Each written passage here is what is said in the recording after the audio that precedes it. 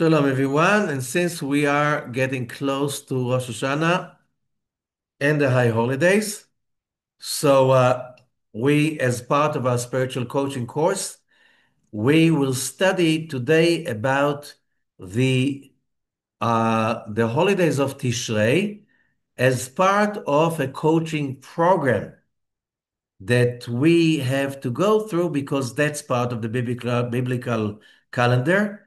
And the biblical calendar has one goal and one option, and it is very, very focused on our own spiritual coaching.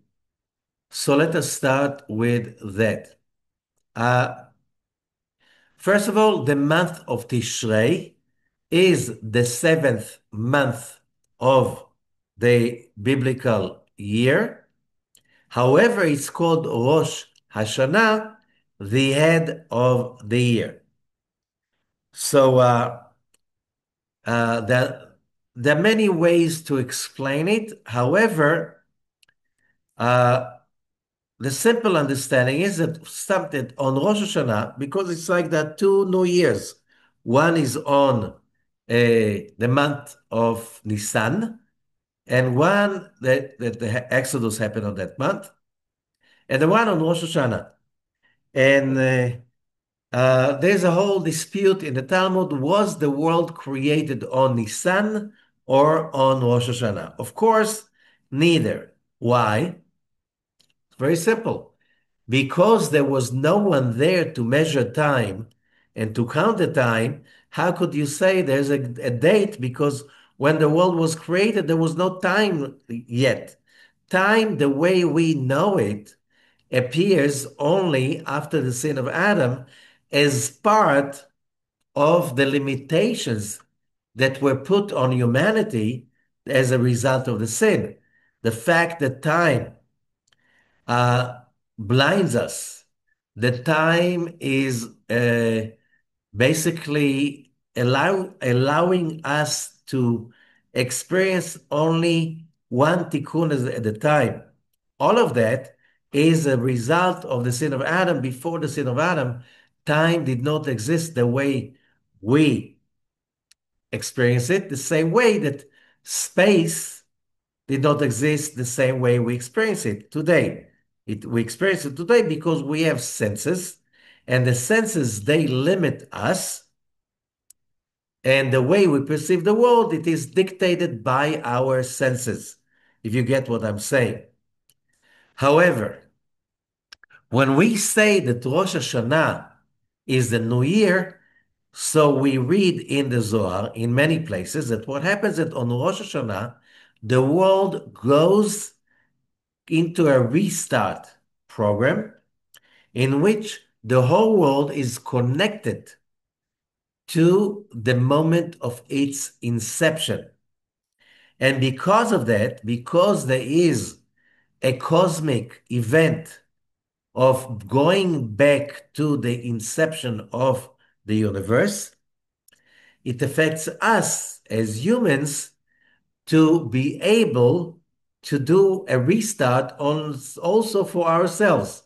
Because if the whole universe is going through a restart, and today is basically awakening the same power that created the universe, and we can understand that one of the basic concepts of real spiritual transformation is called Chazara Lashoresh, reconnecting to the source. What does it mean, reconnecting to the source? What is Teshuvah about? Teshuvah is about returning to your own original shape. What's the original shape of every human being? A godly soul, a godly spark of a soul. That spark is part of the Creator Himself. So that's why it's mentioned many times. A human soul is a spark of a godly spark of heaven. Why is it that we don't feel like it? Why is it that we don't behave like it? Because that spark incarnates into a human body, and the human body has two huge problems. One, it is uh, it is kind of a dungeon because you have like peeping holes, which are your five senses, and they're very, very limited. Let's say when we see, we cannot see things that are very big, very small, very fast. Frequencies, we cannot see most of the electromagnetic spectrum. We cannot see. We can see only a small margin from down the infrared all the way up to the ultraviolet. But the electromagnetic spectrum is huge, much bigger than that. We can see only a fraction of it. We see a fraction of it, and our senses are telling us that's all, folks. That's all what there is to see. And that's a lie. We do not see other frequencies like radio, like uh, magnetism. We cannot see that. Okay. So we are basically half blind, maybe more than that. And we believe that we do see things. So that's really kind of a dungeon. And also about our emotions and that we have now, the evil inclination that we have to overcome.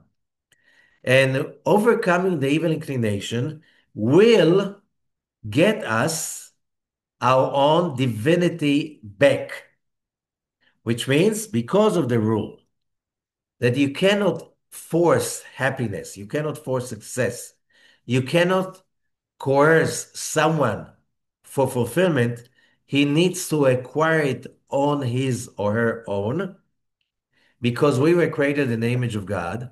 Therefore, we have that limitation of the body and the evil inclination.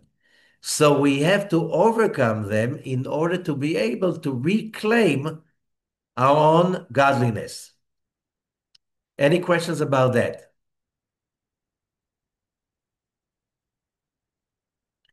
That this is our purpose, every human being's purpose, no other purpose. Yeah, someone wants to be an artist, another one wants to be a musician, another one wants to be, I don't know, and that's its calling. No, this is only small details in the real great picture. The real great picture speaks about one thing. We all are here to reclaim our own godliness. We need to reclaim it. We have to return to our own form. We have to do it while being in a physical limiting body. So it is a huge channel. We enjoy the most when we face the most impossible challenge and we overcome them. And this is the biggest of them all. Okay? On Rosh Hashanah, we have another opportunity for a big step moving forward with all the special trip that we get on Rosh Hashanah. Okay. Now, so what happens? So the Zohar explains to us that since humanity is being charged with the life force of God, we are being charged only for 12 months. Why? Because our Father in heaven, like a really loving Father, he is so much in love with us. He's so sure that we are so great and perfect. He is so sure that 12 months are enough for us to do the job. So he gives us 1 year. Along this year, we have all the potential opportunities to reach completion, perfection, full return to godliness. Of course, God is a little bit delusional in this case because when the year is over and we realize that we are not up to the task, we did not beat the evil inclination and our limitations, we're still very much crippled, especially emotionally and on the perception of reality. We did not overcome most of our challenges, although we faced them. We were so delusional, so confused that we didn't even realize when the opportunity was just in front of us. And I'm looking for my happiness and success, and it's in front of me, and I don't see that because I'm so busy being a victim, being upset, being crazy, being hateful, being revengeful, all of that stuff. When we get reactive and we get into the dark side, and then we miss all the exits for a better, higher, more successful path. So when God realizes that 12 months are over with all the opportunities possible, he has to recreate another year. Another year full of all the opportunities and the challenges we can face in order to have a home run, in order to have a real full return to our godliness. So, what happens is, as the Kabbalists are explaining, that let us begin with that. So, why do we need a New Year celebration? Why do we need the shofar, the apples, and the honey? Okay, why all of that?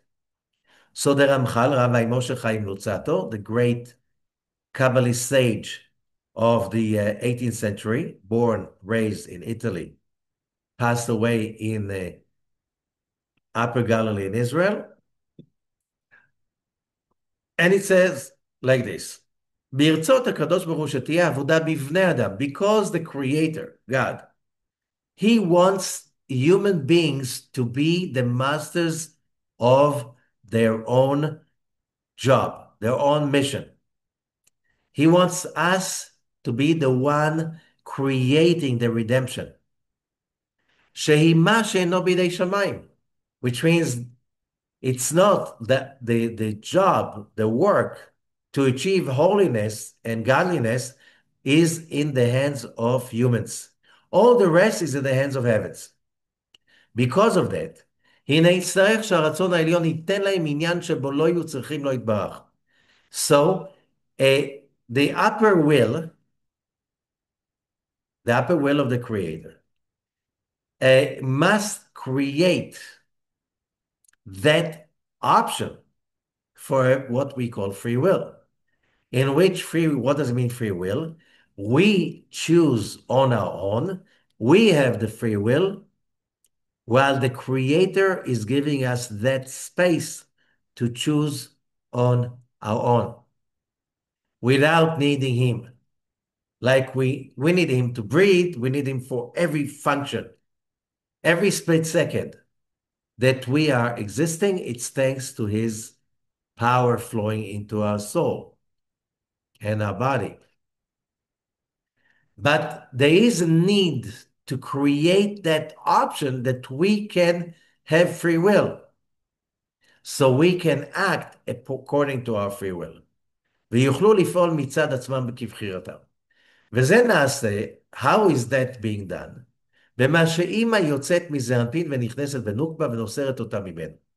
What happens during the 10 days, the first 10 days of the month of Tishrei? There is a cosmic event every year, like it happened in the creation itself, in which that Sephirah, which is called Binah, which is the storage of life, which is the source of life. This is the upper pool of blessing. That light shines. It's not our choice, but it shines automatically for the first 10 days of Tishrei, and it creates what the Zohar calls nesira, sowing. Why? Let's go back to Genesis chapter 2, and it tells us the story is telling us over there that Adam was created, that's chapter 1, in the image of God, male and female, he created them. So Adam he had two genders in one. They were united. And then God has to separate the two sides. By the way, when it says a rib, it doesn't say so. It says tsela. Tsela means in Hebrew, especially in that context, the side. Eve was not born, created from the rib. She was created from the female side. Adam was the male side. Okay, as it's being written in chapter 1. Whoever reads clearly what it says over there. Now, but when you are connected, male and female, Adam and Eve, like Siamese twins, back to back, it's very frustrating. You have your soulmate and you just connected to them back to back. Cannot hug them, you cannot talk to them face to face. It's frustrating.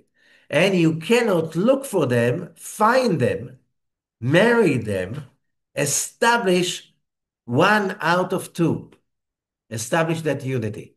In order for that to be generated by us, not by heavens, God has had to saw the connection between Adam and Eve, the two sides of Adam. Okay? How did that happen? When the superpower of Bina, the upper hay, was shining so strong through Zeranpin into the Malchut, into the vessel, and that awesome power that awakens only once a year from Rosh HaShanah till Yom Kippur, for in 10 stages, the male and the female are being sewn away from each other. In our realm, in our reality, it's the body and the soul are being separated at the same time. You know, it's like you have a car and the car needs to really, really, really, the car is a collectible item. It's like, it's from, let's say, the 50s, right, of the 20th century. Okay? And the car is not functioning anymore. So you bring it to a special garage that takes care about car like this. It's been taken apart and then they fix whatever they can. They change any part that they can change, and they put all of it together as good as new. Okay? During that time, the different parts can be cleaned, reassembled in a better position. That's exactly what happens to every human being from the first day of Tishrei. Okay? And that is being done. That Ima, Bina, the upper hay, is going into the physical realm, into Malchut, sewing it away from him, from Zeranpin, the Sephirah of Zeranpin. And then that power of Ima, Bina, is rebuilding that female aspect, the real vessel, on itself. Rebuilding, it's like renovating it. וזה מה שנותן בשורש התחתונים, and that gives to the physical humans the ability to have free will embedded in them. So they have the free will. They are not robots as animals are. Animals, either they are robots of their instinct or the robots of their, how do you call it? Training. They say we train dogs, we can train animals to obey to instructions. Okay? The same way we are being conditioned by all kinds of stuff that happen in our lives. However, to create the ability to separate from our conditioned nature and to soar, ascend to an upper dimension in which we do choose freely a better path. In order to have that possible, we need to go through a special cleansing and what's the other word? Empowerment that is embedded inside us so we can have free will. Okay? Now that we have now the ability to have free will, we can now come up the levels and meet with the King of the universe. And when we do that, we become ונמצאים שותפים עמו ידבח בקיום עולמו והשלמתו. And by becoming those godly souls that simply follow God's rules intuitively, they become partners in the management of the world and its correction. Is that clear? Any questions about it?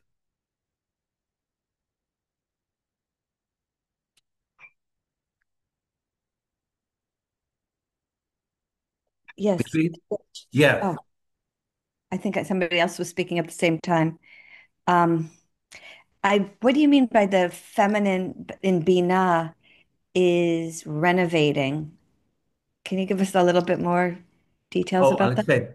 First of all, it's like, when you put the car in the garage, they take it apart. Okay? That's exactly what happened, and we're being taken apart. And then the mechanic is putting the different pieces together. But now it's all, uh, you know, after many years of driving, the pieces are starting to be not so much aligned with each other. Is that clear? Yes, Okay. Now this, maybe to a degree. what the Ramhal is saying, this also, that Nesirah is kind of putting the seed that on the moment we are being sown away from the Creator, we can have free will, which means what does it mean free will? That you are not acting out of the Creator's training to you or conditioning, but you have the ability to overcome any kind of conditioning that you knew by your upbringing, your traumas, all of that stuff. And now you can basically choose on your own. What does it mean? Either you listen and cooperate with the creator simply by being a channel, or you overcome the whims of the dark side of the body, the lower consciousness of the body, and you overcome, and by this you take power and basically freedom of thinking, freedom of speech, freedom of making the decision. Which means, again, the procedure that it's very sophisticated. We don't have time to go to that now, but there is some power, supernal power, Bina, that is injected into the vessel, into human souls, and is creating a procedure. It's like a surgery. That surgery put our own will to become free, so we can come up with our own decision separately. Look, if you are very close to the light floods everything. There's no option to be in darkness. You need to stay a little bit away in order to start realizing that it's your responsibility. Is that clear? Rabbi, Yeah. so uh, man was not perfect created by God. Again, Man was not perfect created by God.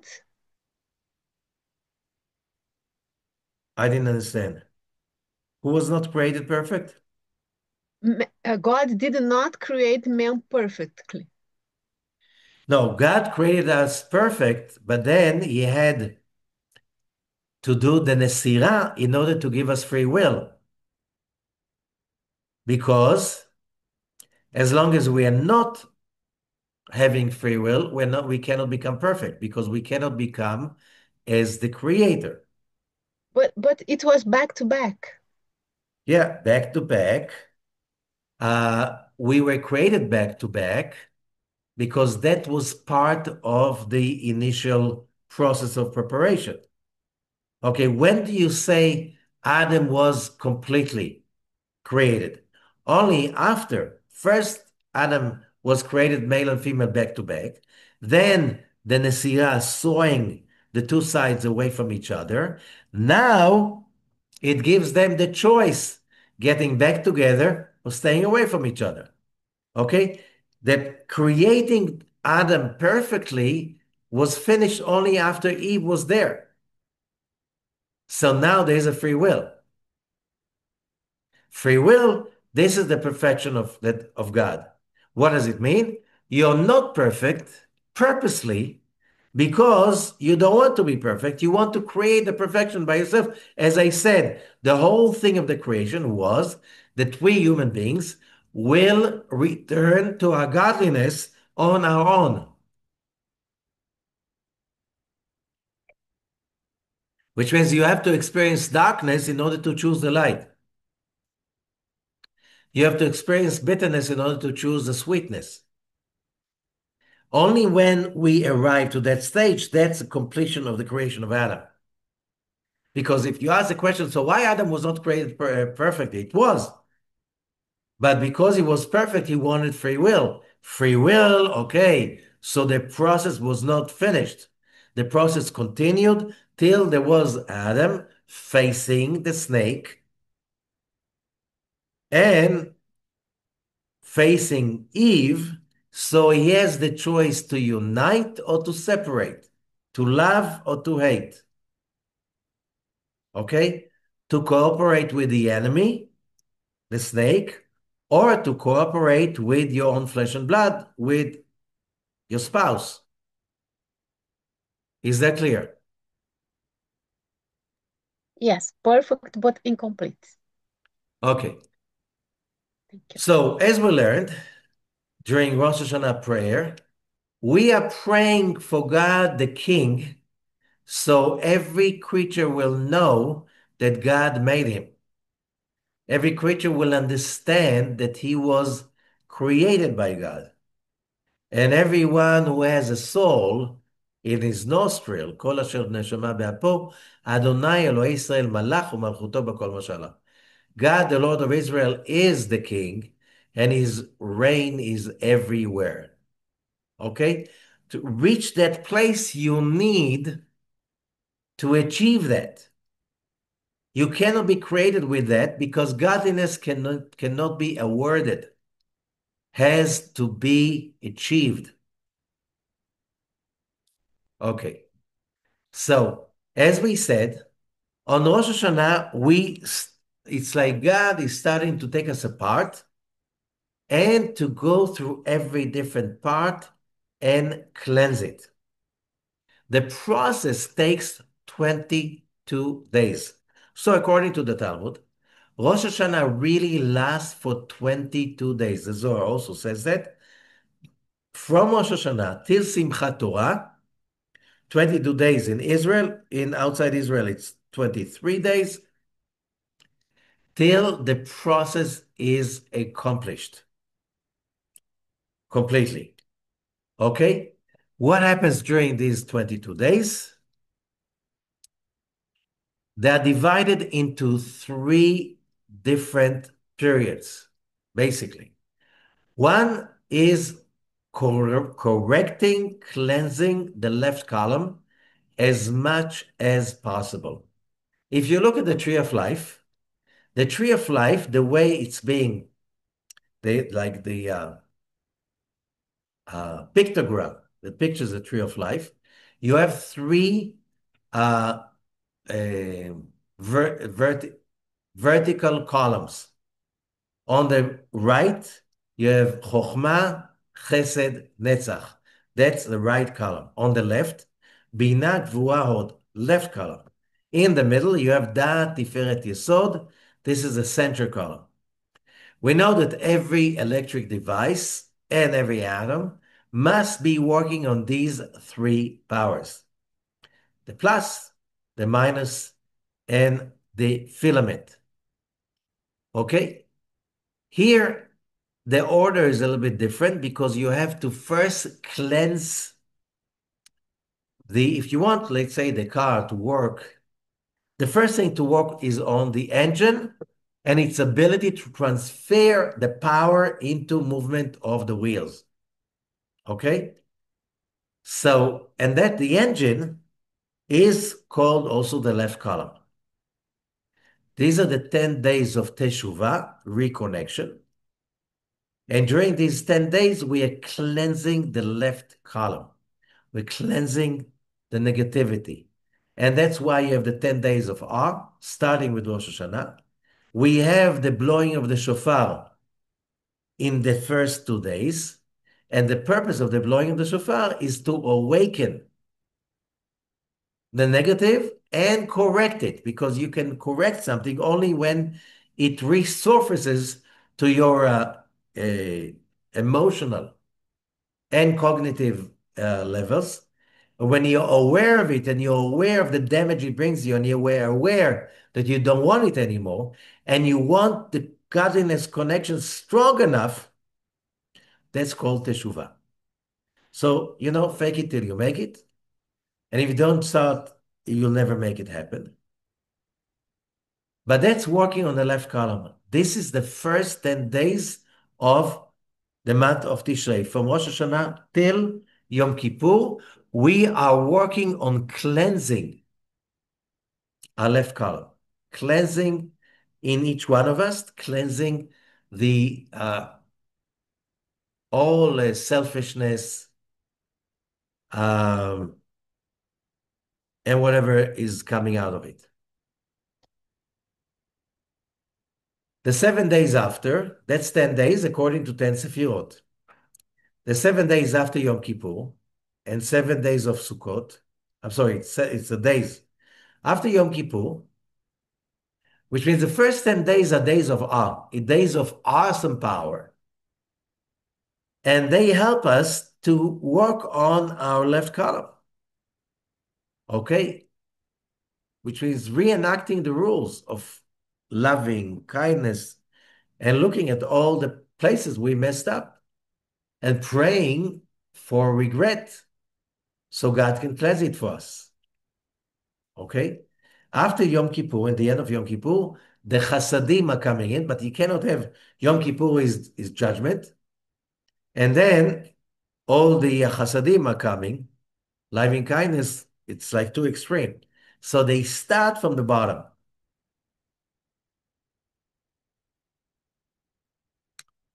And that's on Yom Kippur.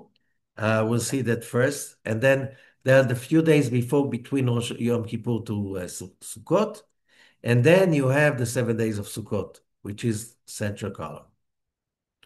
Okay, let's see how does it work in the paragraph, in this chart.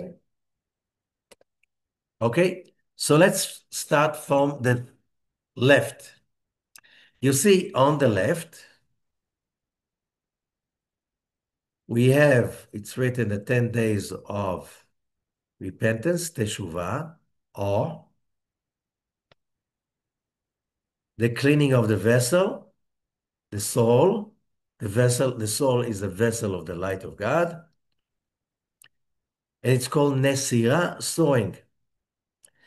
Okay, the most important days of these 10 are the first two and the last 10, and the last one. The first two, we are supposed to correct, by elevating our consciousness, we are correcting on the first day the harsh judgment. How? When we blow the shofar, through blowing the shofar, and what does the blowing the shofar about? It's a voice that is basically connected to Bina. And shofar is a horn of a ram that was made into, it was drilled through, so you can blow through it, and it makes a sound. The first sound of the shofar, tekiah, which is a too long sound, is awakening chesed, loving kindness, awakening compassion. Okay? Then there is shvarim tuah, which is two, two, two, two, two, and two, two, two, two, two, two, two. This is judgment. So after we arouse inside us the power of loving kindness, we can somehow take over the judgment. When we do that, when we take over the judgment without killing him, that's called central column, in which we are not getting rid of our desires, we harness them. Okay? We reallocate them. If it was with, I want to be happy and therefore I'll just eat what I want and I do what I want and what I care with whoever I want, this is selfishness, and selfishness cannot align with the tree of life, because the tree of life is a central column. It's about balancing oneself. Now, the two judgments. One is the first day of Rosh HaShanah. This is the harsh judgment. Second day, it's a lenient judgment. It's like these two kinds of judgment. When let's say it this way, we need two kinds of judgments. One kills, the other one gets you back into life. The one who kills, this is the harsh judgment. So when we listen to the blowing the shofar, the chesed is awakened by the first blow. Two, then judgment. Two, two, two. And then lenient judgment. Two, two, two, two, two, two, two, two. Then comes another two, tekiah. This is to sweeten the judgment, and that means central column. Okay, so we awaken those forces within us. Why? Because we didn't do it through the whole year that passed. That's why we need to remove these judgments, so my system will be functional and I can continue with my mission. Okay, so the blowing of the shofar, there are like three basic cycles of blowing the shofar. Really, there are four. And the first one is right column of the blowing. The second is left column. The third, central column. And the fourth is malchut, the vessel. Each one of them is divided to another. It's always like right, left, and center. In, white, left, and center.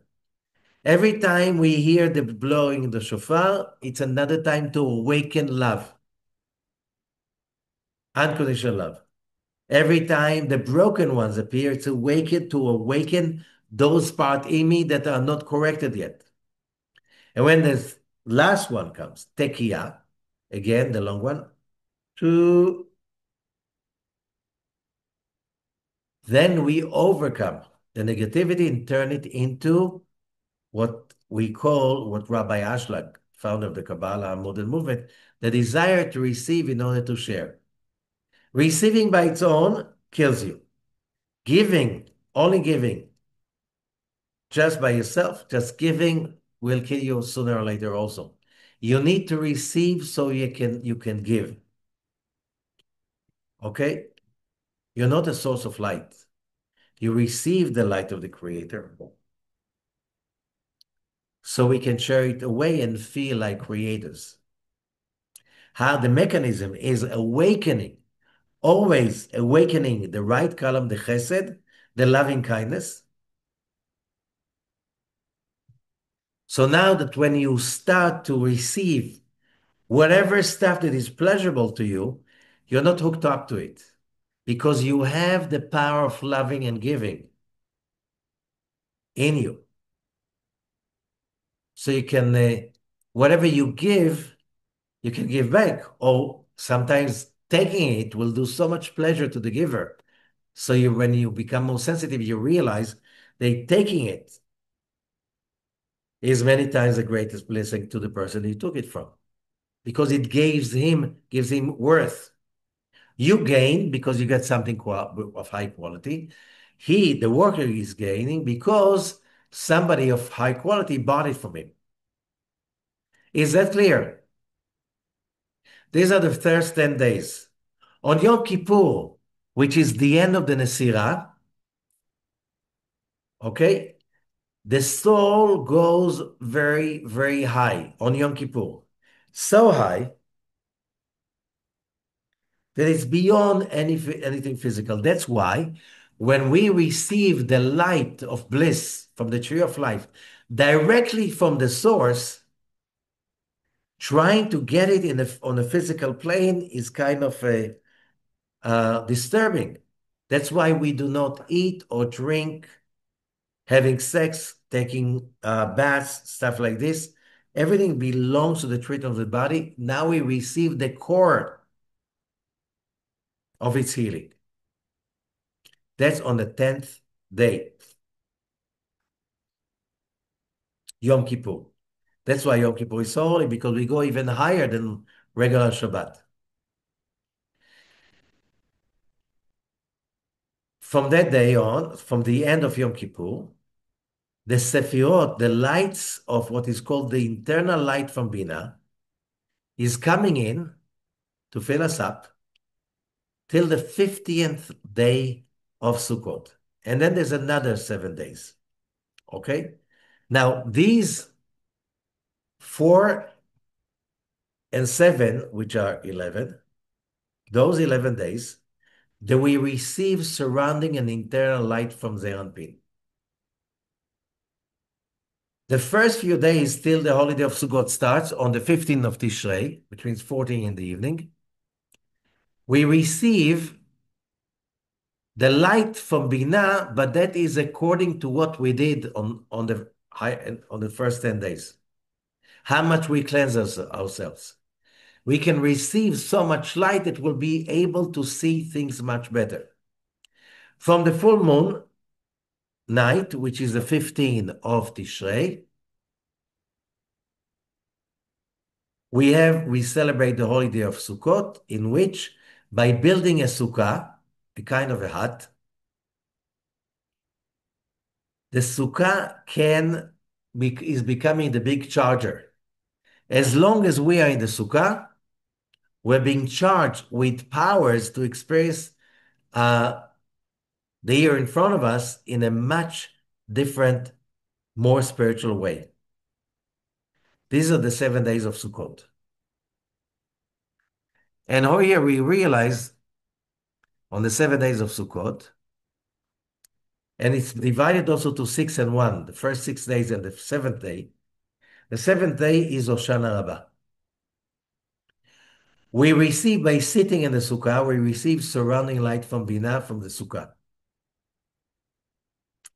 By shaking the lulav, we receive light, internal light from Zeranpin. And the surrounding light from Zeranpin, we receive from the hakafot going around with the lulav around the sukkah or the synagogue.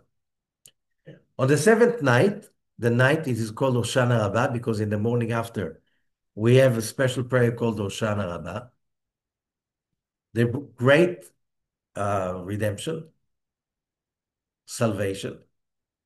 It's called also the night of the seal. Let me explain. The Zohar gives it like a simple parable. It's like a king that makes a decree. What is the decree based on? The king knows the person, maybe the let's say we're talking about a criminal. So the king knows whatever he needs to know about the criminal, but he doesn't know.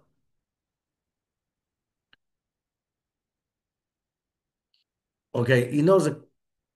Let's see what they say. The king is writing the decree on Rosh HaShanah. However, we have the 10 days to correct it. So when we come to the end of Yom Kippur, we pray Chotmeinu Lechaim. Seal us for life. That's the last prayer of Rosh Hashanah. Ne'ilah. Seal us for life. So we want the seal of life over our Akashic records, which cosmic record of our karma, of a tikkun process.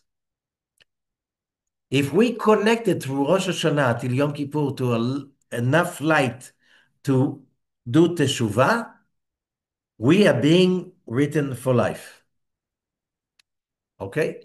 But what the Zohar is saying, after the king signed the decree, it's still resting over his table because the decree is being sent only on Simchat Torah. Till then, it's still there.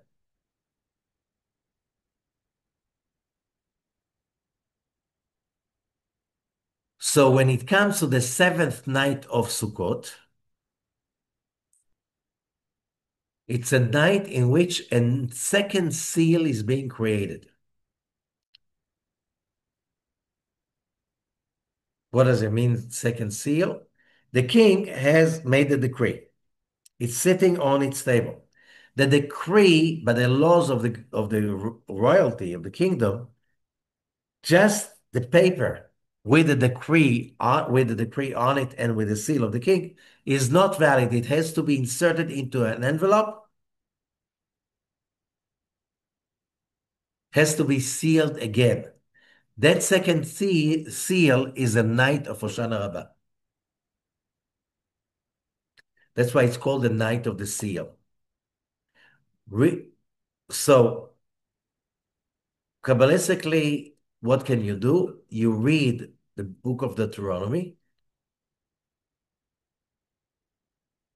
and then there's another thing. If you look at your shadow to the moonlight without any lights, other lights to disturb, you can learn from the shadow, you can learn about what's coming up in the new year. Not everybody can see that.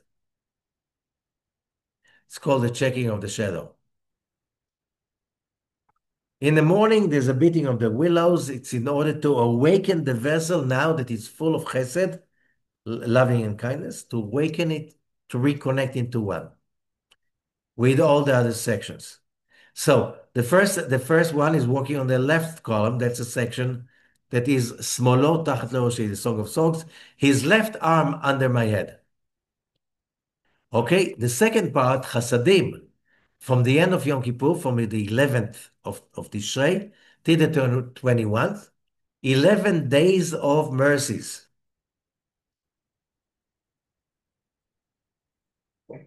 So we collect the power of giving for the whole year long. On the 21st day at night, we study the book of Deuteronomy in order to awaken with us. This is the end. This is like sealing the deal.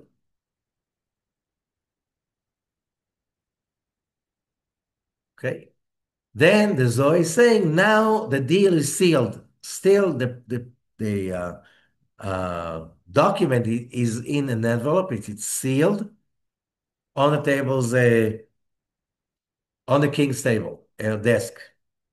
You can still print, steal your own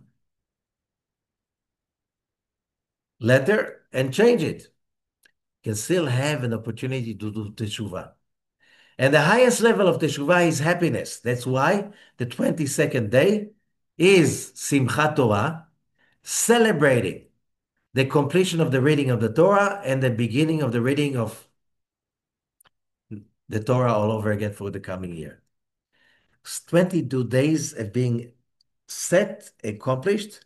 Whatever we can score during these 22 days, that's going to be the decree, which means that's going to be our tikkun for the coming year. Now, where is the tikkun? Where is that? That's, as we said, in that decree of the king that is being released, sent only at Simchat Torah, after we finish the dancing, and then we pray Musaf, and during that prayer, we send that light to every human being. So it's a process of 22 days of disassembling a human being and reassembling it. So I hope everybody got the idea. Any questions? You have to listen to it a few times, but it's very much to understand that all these different holidays, each one of them fits into this process. It's like, when you cook. It's not that you put everything in the pot immediately.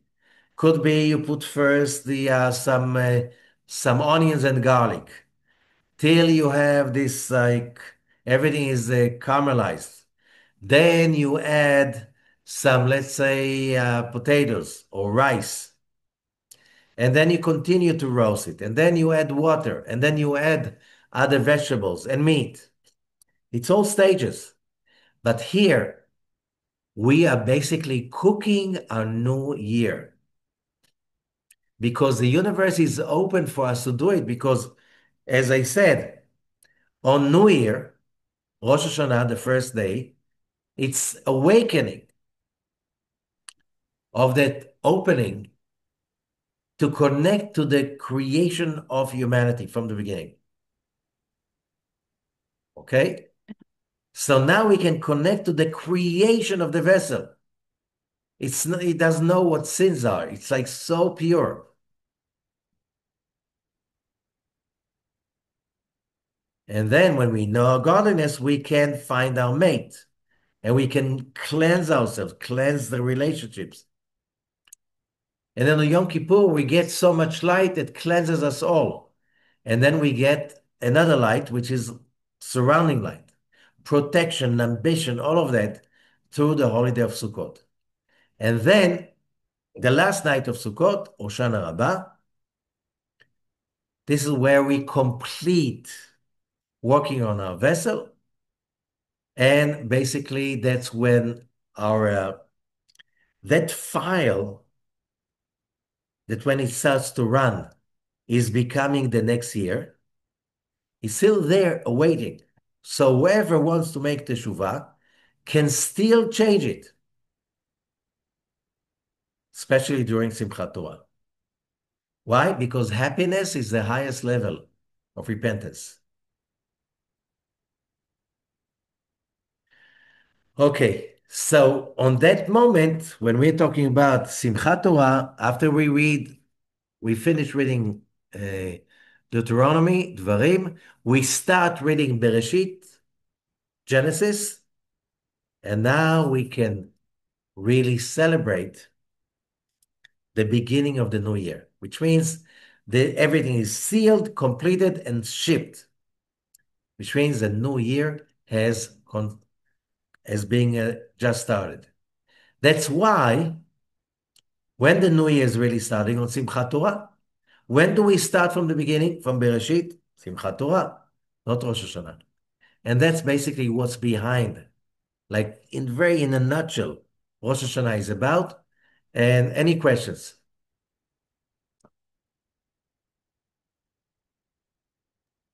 I have a question that if some of us on certain days we need to be working in the workplace, is this something that we can still keep, like hold the light and keep the intention? Uh, I'm not talking Look, about or, but on some of the other holidays. yeah, I know what he's saying. It's like if you can avoid it, so you can be focused on that, it's the best. But look, if you're working as a nurse or as a doctor, or you are a security officer and you have to take care of people's security, it's like you have to be and you have to be at work, and it's a life matter of life and death. So you have to do your job, but you have to find those moments in which you can connect to that. So it's like, if you, let's say, if you are a nurse and you're in Israeli or a Jewish hospital, so you have the prayers in the hospital. You can join. If you are, let's say, a soldier, they always find some way in order to do some of the rituals, even if it's a wartime. Uh, the best is to really find the time to be able to be aware of it and connected to it, if you understand what I mean. Okay? Any more What questions? if there is no like possibility to build a sukkah and to live there for 7 days because of the climate? Yeah. Uh, so there are few ways. Uh, First of all, if you are a woman, you can gain that energy without a sukkah. So you don't have to. If you're a man, you have to build a sukkah. And let's say if you still, uh, you know, you, what the law, the halacha says, you can build a sukkah but it doesn't rain 7 days, 24/7 rain, right? So the time it's not raining, you can be in the sukkah, eat something, pray, meditate in the sukkah as much as you can. When it's raining, you don't have to sit in the sukkah. The sukkah does not have that, it doesn't broadcast it. That's why it's better to go south to places, especially to Israel. In Israel, it's usually a perfect weather. If it rains, it's only for a very short time and only rarely. Thank you. Okay? And if you can always go to a synagogue, whatever in the neighborhood, and just get some moments in the sukkah, some prayers in the sukkah. Anything else? Okay, thank you so much. Have a happy New Year. Thank you so much. Toda rabah. Have a happy new year.